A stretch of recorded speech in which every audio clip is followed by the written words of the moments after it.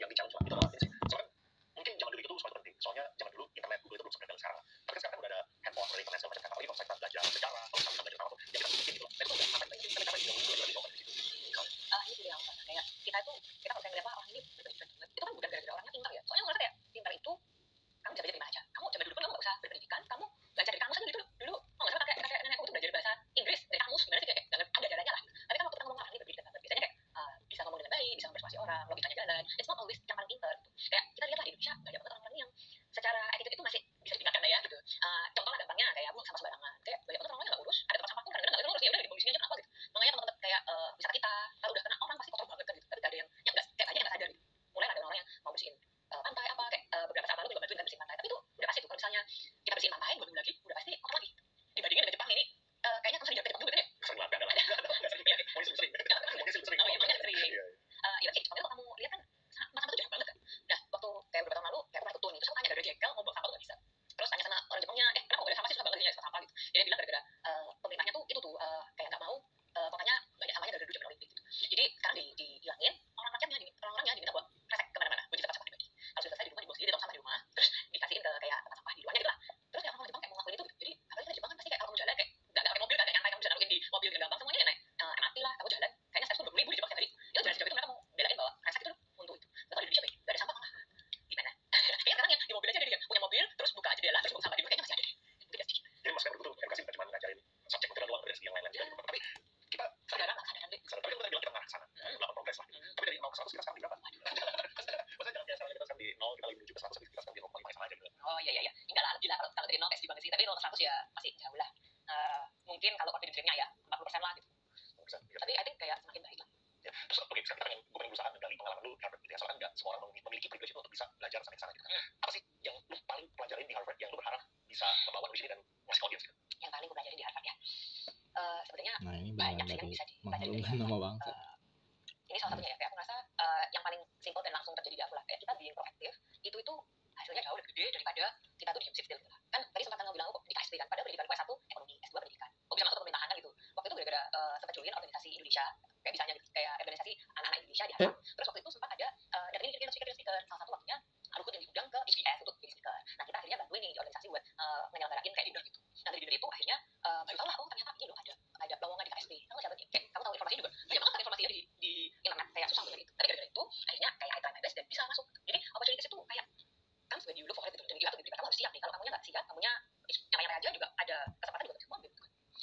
Terus yang kedua itu ini nih, kayak aku ngerasa orang-orang di Harvard itu slogannya Harvard Graduate School of Education ya, jadi my school lah, itu dia learn to make a change. Jadi kayak sering banget kita ngeliat orang itu kerja untuk dapetin duit gitu. Jadi dapetin duit itu jadi purpose utamanya. Tapi kayak aku diingetin banget bahwa kayak kalau kamu nyarinya itu duit terus ya kamu gak bakal jadi orang yang happy gitu. Makanya ada riset yang nunjukin bahwa semakin kamu mencari uang, semakin life satisfaction-mu turun gitu. Kalau kamu bekerja dan kamu dapat uang dari situ, uangmu semakin banyak, ya pasti kamu makin happy gitu. Tapi waktu kamu nyari itu, semakin kamu kayak merasa kurang lah, merasa nggak satisfied hidup. Jadi kayak ingetin itu lah, orang kerja nggak cuma buat nyari uang gitu. Uang itu by productnya, kamu kerja bagus, ya kamu bisa dapat, it will follow gitu. Sama yang ketiga ya, ketiga itu mungkin ini. Dulu aku sempat ambil kelas ada development. Jadi lucu banget ini. Ada development ini dia bilang kalau orang-orang itu, ini my professor dia udah riset tentang 40 tahun tentang development of the brain. Jadi kayak otak ini gimana? Dan dia bilang kalau orang-orang sudah tua itu bukan berarti hanya physically yang kita ini bertumbuh, tapi otak kita juga bertumbuh.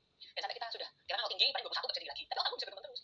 Nah dia bikin teori bahwa ada 5 level development dari development ini. Yang pertama itu waktu kamu kayak bayi lah masih kecil gitu, kamu kayak merasa bahwa oh kamu ini you are everything, kamu sadar tentang kita. Level kedua, kamu itu sadar tentang ada kamu, ada orang lain, tapi kamu merasa kamu tuh center of the world, semuanya tuh kita. Level ketiga itu di mana kita udah tahu ya kita ada orang luar, terus kita tahu orang luar juga kepingin something, dan kamu cater ke keinginannya orang luar untuk menyenangkan mereka. Nah yang keempat jadi yang keempat ini dia bilang menarik gini, orang katanya kebanyakan manajer, perusahaan gede, leader itu biasanya yang di keempat ini katanya self authoritative brain, di mana kamu itu ngerti nih ada keinginanmu, ada keinginannya orang lain, tapi kamu ngerti kamu kepingin apa, kamu ngerti keinginan yang baik itu kayak jadi aku akan ikutin ini. Karena yang kelima tuh kayak yang wise gitu lah, jadi yang kalau kamu lihat kayak kita tahu nih ada keinginan kita, ada keinginan orang lain, terus yang paling objektif yang mana, itu wise. Dan ini yang menarik kayak even as an adult kamu tuh bisa stay di nomor 2. Jadi kayak kamu nggak development bisa, kayak kamu udah mikir kamu sadar dulu, dan mungkin kayak membuat aku mikir lagi ya, kalau ada orang-orang mungkin kadang ngomongnya ngawur lah, apa mungkin kamu temuan itu sama dia ngomong, mungkin masih di level 2 ini gitu.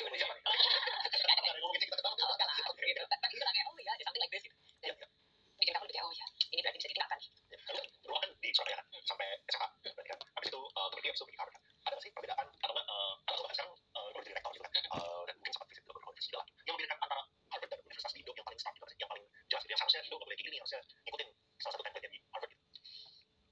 Salah satunya ya kayak beda banget gitu. Ini aku merasa ya, ini kalau di sini tuh makanya balik lagi kayak terbantu banget sih dengan programnya Pak Nadiem ya.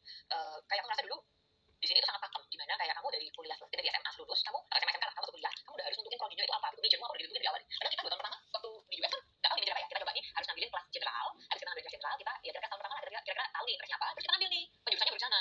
Kalau di Indo itu enggak, dimana kamu masuk, kamu lulus dan harus tahu nih kamu ngapain, siapa sih yang tahu, baik aja. Itu sih yang sekarang dibantu dengan program Merdeka Belajar, mereka beri apa namanya coba di lain, mereka beri apa itu membuat orang-orang bisa mengeksplor gitu. Balik lagi tuh anak-anak bentar nggak kerja nggak tahu mau ngapain, ya kan kita udah mau lulus sekolah pun mungkin bingung masih mau ngapain. Nah, tapi mereka gini, dia lumayan positif terhadap program yang dibawa oleh Pak Nadiem gitu kan. Iya. Nah, tapi kan ada ini catatan sebenarnya lalu ya, tuh ya. Kita 20% APBN kita itu tuh untuk edukasi. Ya kan? Tapi kan ada kesan, oh kita punya artinya masih perbaikin gitu kan. Masih ada criticism yang lumayan gede ya, itu kan sama dari DPR gitu kan. Iya. Kenapa lu bisa melihat program Nadiem positif? Gini deh, kayak aku rasa mungkin ini perspektif kayak udah pernah di KSP juga ya. So you know kayak kamu bikin sistem itu susah banget gitu. Kayak kita jadi lapangannya gampang gitu. Dan boleh salah aja semua orang gitu. Tapi kenyataannya di dalam itu peruwatannya, gimana caranya kita itu kayak lobby, making something happen, perubahan itu ya ampun susah banget, susah gitu. Dan even mah susah. Ya ini Harvard nih keduanya guys. Ya dibilang susah bener guys. Itu bukan main-main ya. So memang oligarkinya terbiasa dengan kebiasaan muridnya. Nah, jadi mau digimanain juga tetap aja duit yang berbicara. Orang sepinter apapun tetap aja kalau dia nggak bawa duit nggak didengerin. Ngeselin ya. Udah makan payah lagi ya. Lanjut.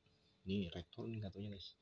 Rektor nih bos. mau bikin kampus merdeka pun itu loh nggak seperti itu, harus ada buy-in dari orang-orang, itu susah banget sih menurutku ya. Dan by the way itu kan udah tadi 20% APBN kan, sejujurnya ini ada datanya kalau nggak salah pernah di-share Pak Nadiem, kalau aku ketemu I will send it to you ya, nanti bisa dilihat dari 20% APBN pendidikan itu Kementerian Pendidikan cuma dapat 15% dari 20% itu, jadi itu cuma 3%, dari APBN, sisanya 50% dari 20% itu langsung disalurin ke desa-desa, ke desa-desa itu begitu, bantuan desa, dana desa, nggak ikut dengan kementerian, sisanya dibagi-bagi sama kementerian lain, jadi bantuan untuk apalah itu dari kecil itu dari 3% APBN itu.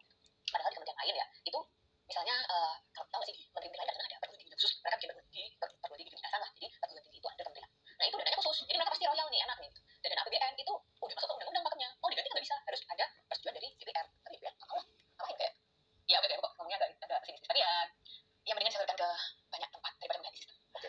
Berarti ya masalahnya di budget dewas juga cuma 3% gitu ya, itu yang menjadi problemnya. Ya, dan menurut itu harusnya lebih tinggi lah. Ya kalau misalnya itu sebagian aja lah untuk dibantu ke dikasihin lah sebagian porsi dari 20% tadi itu diarahkan UKT nggak bakal naik sih, gue rasa.